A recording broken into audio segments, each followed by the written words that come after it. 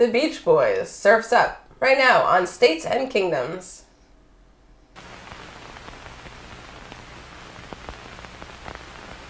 Surf's Up. Was my gateway into Beach Boys, extra Beach Boys fandom. Interesting. Not really. Well, the Beach Boys CDs, they put Doubles. 2 albums on every CD. So to me, Sunflower and Surf's Up might as well have been one album. It's because one extra long album. I never stopped it after, Right. I didn't well, now Sunflower is over, Yeah. So the whole, I would just listen to the whole thing. And, I really loved it. It's still kind of funny to listen to one of them without the other. It feels like it's partial. But Surf's Up is amazing. And, and I think a lot of people feel that it's the last Beach Boys masterpiece. And you could argue that, certainly. There's real sublimity. That's my word. Yeah, there is. On this album. There is.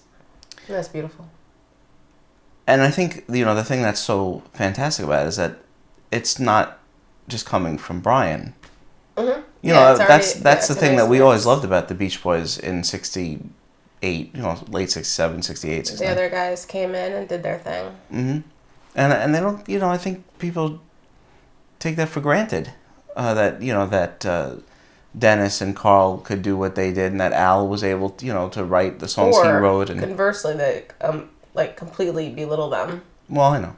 And act like they were just in the right place at the right time. But I was thinking this before. It's kind of interesting how you used to have to kind of argue for the period between 68 and 71 for, basically just after Pet Sounds, and say no, those albums are really great, and people be like, oh yeah, well, okay. It's not as good as Pet Sounds. Now I feel like we've almost been arguing that the albums after this are not, they're not as great, but are still good, still worth listening to. We went the next step.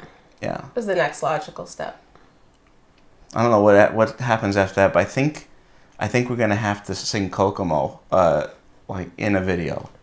I hear Kokomo is really nice this time of year. Don't Go Near the Water, track 1.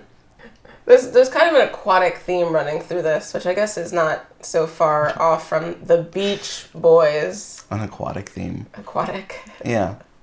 Well, the thing, the primary thing on this is the,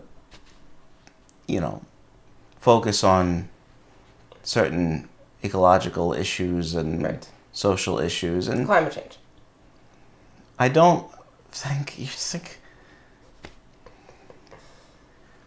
Al Gore. I think it's quite successful because it suits the Beach Boys. I don't think it in any way doesn't. They were able to do songs like this, like Don't Go Near the Water, but this is very Al, and Al Nature always. Lover. It's a fine song. It is. I love it. Al's focus on the kind of folkiness of his songs really adds a dimension to the Beach Boys. Going back, a ways, it shows how much each one of them really contributed to the sound. I really like the end. I like the piano outro. Mm-hmm. It's really nice. This, Long Promised Road. Carl Baby. Is really, Carl's blooming, on this album. Yeah, it's a really, really beautiful song. Well, I love everything Carl did. It really, he's. I know people have said he's like the heart of the Beach Boys, or it really feels like that. It always did.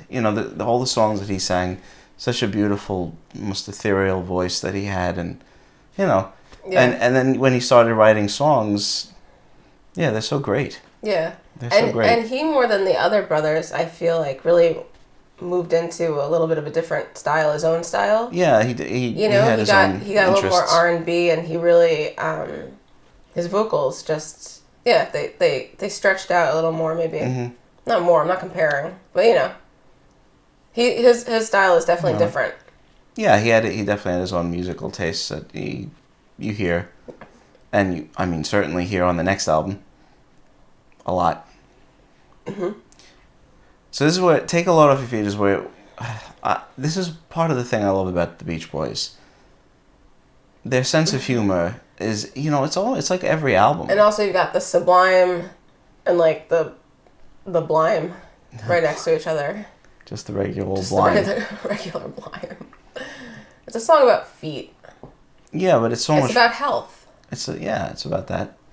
It's about personal responsibility. That's right. That's right. And it is. It's just a really good song. And you can look more into it if you want.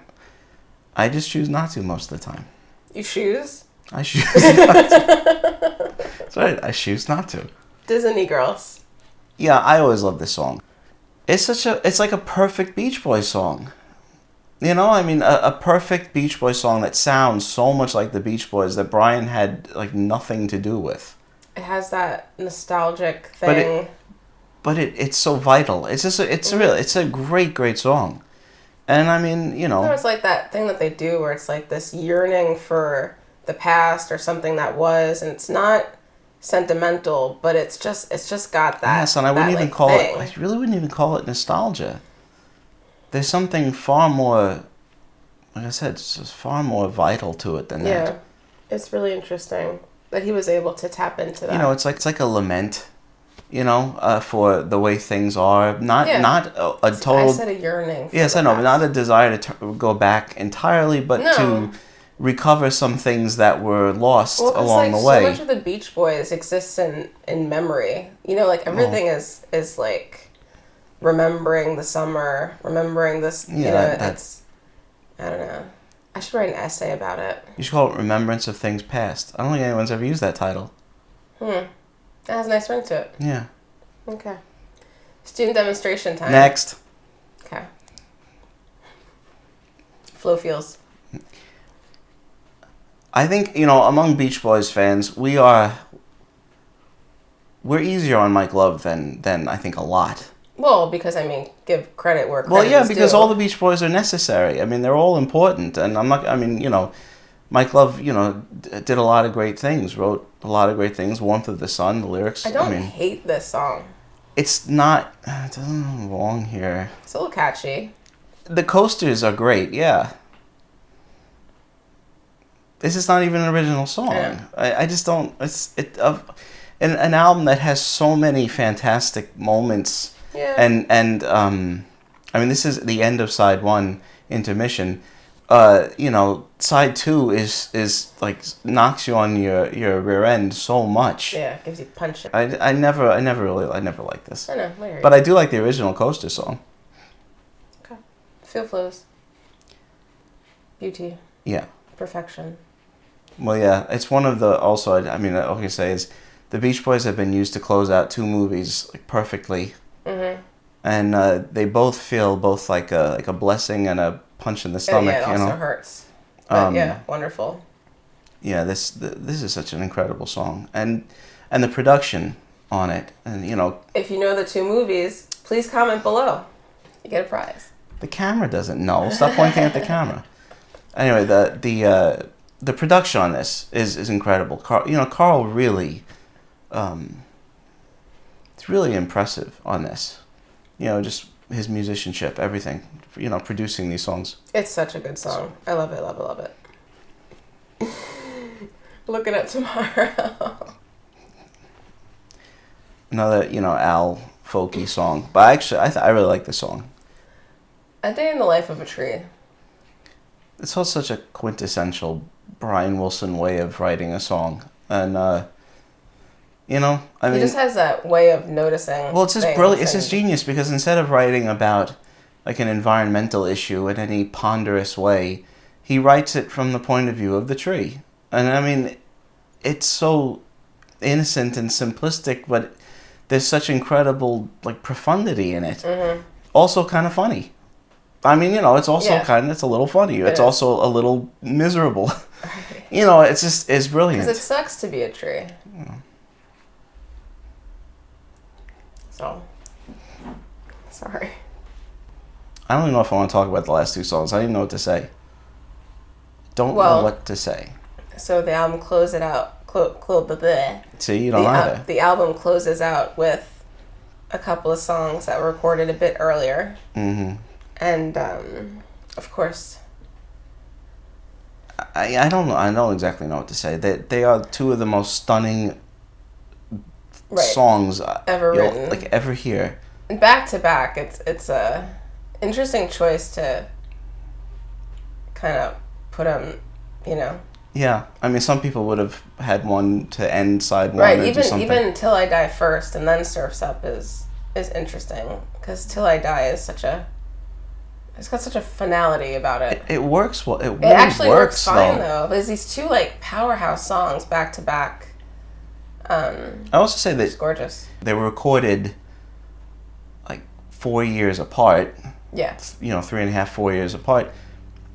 You don't really detect that at all. I mean, it all fits together perfectly well. And of course, we talked about it when we did Landlocked, that there's like a whole bunch of things going on, and obviously the Beach Boys in the 70s were, well, there's a lot. There's a lot going on. Yeah. But just musically, I mean, Till I Die is. It's so beautiful, it hurts. Well, it hurts anyway. It hurts.